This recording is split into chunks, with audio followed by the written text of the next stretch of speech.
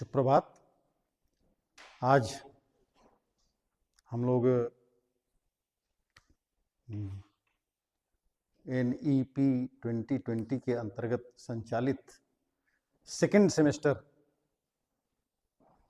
के बारे में बात करेंगे।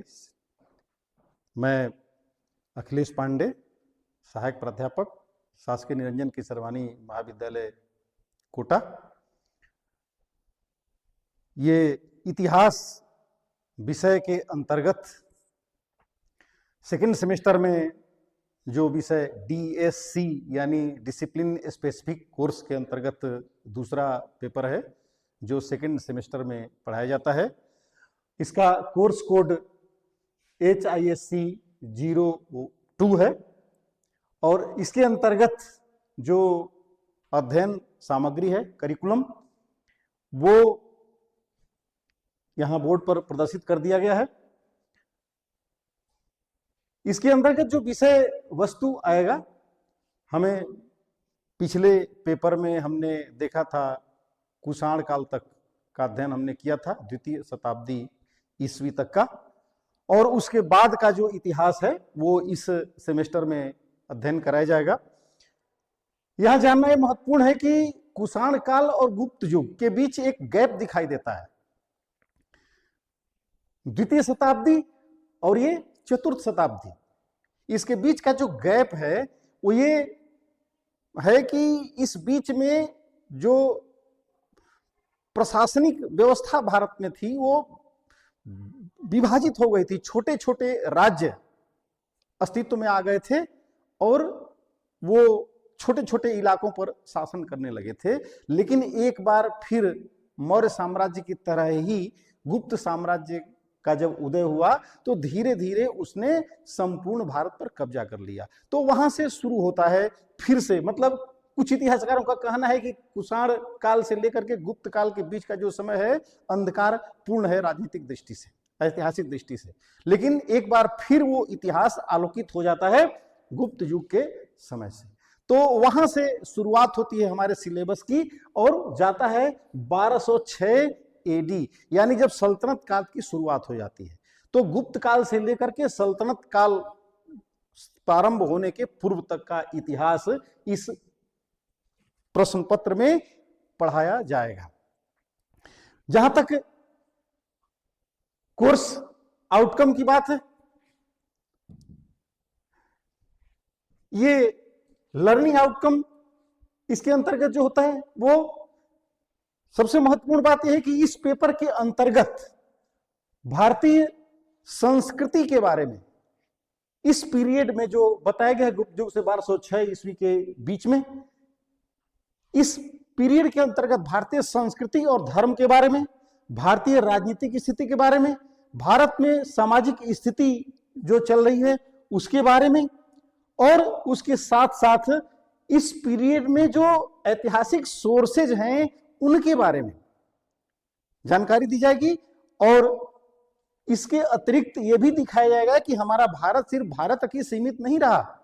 इस पीरियड में ऐसे भी कुछ राज्य हुए, ऐसे भी कुछ शासक हुए जिन्होंने भारत के बाहर निकलकर अन्य राज्यों से संबंध स्थापित किए, अन्य राज्यों तक भारत के शासन का, अपने शासन का विस्तार किया। तो भारत का दक्षिण एशियाई देशों के साथ जो रिलेशन है, दक्षिण एशियाई देशों से मतलब भारत से निकलकर वो अपना साम्राज्य का विस्तार वहां तक किए, तो उनके बारे में जानकारी भी इस पेपर में दिया जाएगा। इसमें जो मार्क्स की बात है, वैल्यूएशन की बात है, वो वैसे ही है जैसे पहले पेपर में था।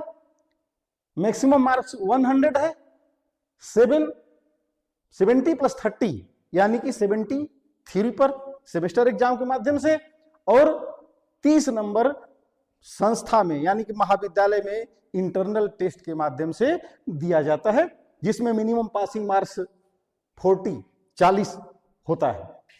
इसके अंतर्गत जो टॉपिक्स हैं कुल 60 पीरियड में बांटा गया है। 60 पीरियड्स लिए जाएंगे, 60 पीरियड में 60 घंटे, एक पीरियड का 1 घंटा, जो NEP के अंतर्गत निर्धारित है, वो चलता है। अब थोड़ा बात करें इसके अंतर्गत जो कोर्स कंटेंट हैं, यानी जो टॉपिक्स इसके अंदर रखे गए हैं, उन पर शॉर्ट में हम चर्चा करेंगे। सबसे पहले आता है गुप्त वंश। जब गुप्त वंश का उदय हुआ तो हम पाते हैं कि इतिहास फिर से आलोकित हो जाता है। हमने बताया था कि कुषाण काल के बाद इस पीरियड और गुप्त काल से पहले तक का जो इतिहास का युग है वो इतिहास में उतना आलोकित नहीं है, लेकिन वो फिर से जब गुप्त वंश की स्थापना होती है तो वहां से आलोकित होने, गुप्त काल के बड़े बड़े जो राजा हैं, समुद्रगुप्त, चंद्रगुप्त, इन लोगों के शासन काल में भारत का इतिहास जो है उज्जवल दिखाई देने लगता है।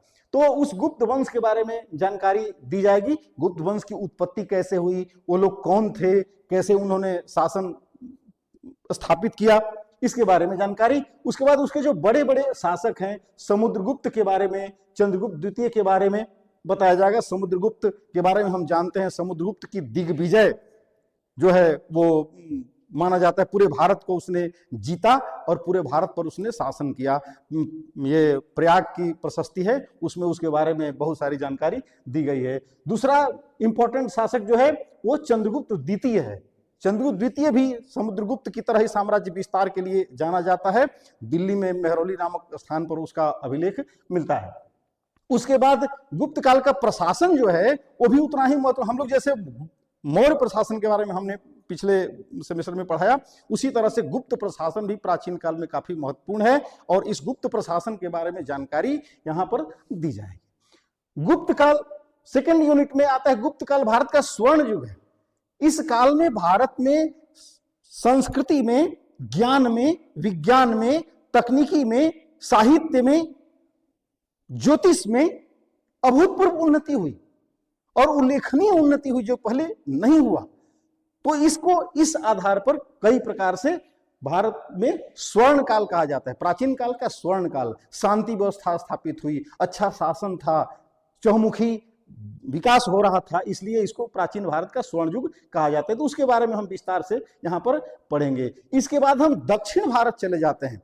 दक्षिण भारत में संगम वंश या संगम युग के नाम से कहा जाता है। दरअसल संगम का मतलब होता है वहां विद्वानों और कवियों का मतलब संगम इकट्ठा होते थे और चर्चाएं करते थे, अपनी रचनाओं के बारे में चर्चा करते थे, तो उसको संगम कहा जाता। समय समय पर दक्षिण भारत में इस तरह के संगम होते थे और वो जो इलाका था चोल, चेर और पांड्य राजाओं के शासन काल में ये संभव हुआ, ये कवियों और विद्वानों का संगम। तो इन चोल, चेर और पांड्य राजाओं का जो इतिहास है वो इस संगम साहित्य में भरा पड़ा है। वहां से उनके बारे में जानते हैं। दक्षिण भारत में उस समय क्या चल रहा था, वैसे दक्षिण भारत के पल्लव वंश के बारे में भी हम पढ़ेंगे और फिर चालुक्य और राष्ट्रकूट वंश के बारे में भी पढ़ाया जाएगा। इन लोगों का, चालुक्यों का जो है काल दक्षिण भारत में बहुत ही महत्वपूर्ण काल माना जाता है, उसके बारे में हम बता देंगे। फिर आ जाएंगे हम लोग उत्तर भारत में। तीसरी इकाई जो है थर्ड यूनिट, उसमें हर्षवर्धन के बारे में बताया जाएगा। इतिहासकारों का कहना है कि रमाशंकर त्रिपाठी ने लिखा है हर्षवर्धन के बारे में कि मतलब इसमें न तो चंद्रगुप्त जैसी प्रतिभा थी और न अशोक जैसा मतलब वो क्या बोलते हैं महानता थी, लेकिन इन्हीं दोनों की तरह इसने आकर्षित किया इतिहासकारों को। तो हर्षवर्धन का शासन काल भी उत्तर भारत में बहुत ही अच्छा माना जाता है और उसने संपूर्ण उत्तर भारत को एक बार फिर मजबूत स्थिति में लाया। उसके बाद एक समय शुरू होता है, हम प्राचीन भारत में क्षत्रियों के बारे में सुनते हैं, लेकिन इस काल में आते आते शासकों की एक नई मतलब क्या बोलते हैं उसको नया नाम राजपूत के नाम से जाने जाते हैं। तो इन राजपूतों की उत्पत्ति एक्चुअल कैसे हुई, इसके बारे में हम यहाँ चर्चा करेंगे। विभिन्न प्रकार के तर्क दिए जाते हैं और उसके आधार पर राजपूतों की उत्पत्ति बताई जाती है। और फिर उन राजपूतों के शासन काल में बहुत से राजपूत राजा हुए, आगे नाम आएगा। उन राजपूत राजाओं के शासन काल में भारत की संस्कृति कैसी थी, संस्कृति कैसे डेवलप हुई, क्या क्या नई विशेषताएं उसमें आई, उसके बारे में इसको हम देखेंगे। अगला आता है चौथा यूनिट। चौथा यूनिट में तीसरे यूनिट में ये चौथा चैप्टर, ये गुर्जर, प्रतिहार, पाल और सेन वंश, यही राजपूत राजाओं का है। ये इसके बाद ये विभिन्न राजपूत राजवंश है, गुर्जर, प्रतिहार, पाल, सेन, ये सब अलग अलग क्षेत्रों में शासन करते रहे और इनके बारे में बताया जाएगा। फिर चौथे यूनिट में आ जाएगा भारत का दक्षिण पूर्व एशिया से संबंध। हमने प्रारंभ में ही कहा था कि भारत के राजा सिर्फ भारत में ही शासन नहीं किए, बल्कि भारत के बाहर निकल करके उन्होंने दक्षिण एशियाई देशों तक भी अपने साम्राज्य का विस्तार किया। तो यहाँ हम देखेंगे किन किन देशों से हमारे राजाओं ने संबंध बनाया, किन देशों तक हमारा उसका विस्तार किया। फिर अब आता है भारत में विदेशी आक्रमण का युग। तो सबसे पहले भारत में अरब आक्रमण होता है, उसके बारे में हम जानकारी प्राप्त करेंगे। फिर उसके बाद तुर्कों का आक्रमण होता है, जैसे महमूद गजनवी का आक्रमण हुआ, मोहम्मद गोरी का आक्रमण हुआ, और इन आक्रमणों की विभीषिका के बारे में हम देखेंगे किस तरह से उन्होंने भारत पर आक्रमण किया, लूटपाट किया, भारत के लोगों को परेशान किया और यहाँ से बहुत सारा धन वगैरह ले गए, यहाँ पर अपने धर्म को थोपने की कोशिश की। ये सारी चीजें इस पेपर के अंतर्गत आपको बताया है। फिर आता है सोर्स मटेरियल कहाँ से मिलेगा, कौन कौन सी पुस्तकें इंपॉर्टेंट हैं, उसके बारे में पुस्तकों की लिस्ट यहाँ संलग्न है। के.एल. खुराना की history of India from earliest time to 1526 AD, K L. Khurana की ancient India from earliest time to 1206 AD, Vincent Smith का भी ऑक्सफोर्ड हिस्ट्री ऑफ इंडिया है, एल प्रसाद का एंशिएंट इंडिया है। हिंदी में पुस्तकें हैं रतिभान सिंह नाहर की प्राचीन भारतीय इतिहास एवं संस्कृति, बी.एन. लूनिया प्राचीन भारतीय संस्कृति, भार्गव की प्राचीन भारत, एस.आर. शर्मा प्राचीन भारत, शांता शुक्ला का भी है भारत का राजनीतिक इतिहास, ए.के. मित्तल की पुस्तक भी है भारत का इतिहास प्रारंभ से 1206 ईस्वी तक। तो इन पुस्तकों के माध्यम से ऊपर बताए गए कंटेंट को कवर किया जा सकता है। इन पुस्तकों के माध्यम से या एक से अधिक पुस्तकों का अध्ययन करके इस पोस्ट को कवर किया जा सकता है। धन्यवाद।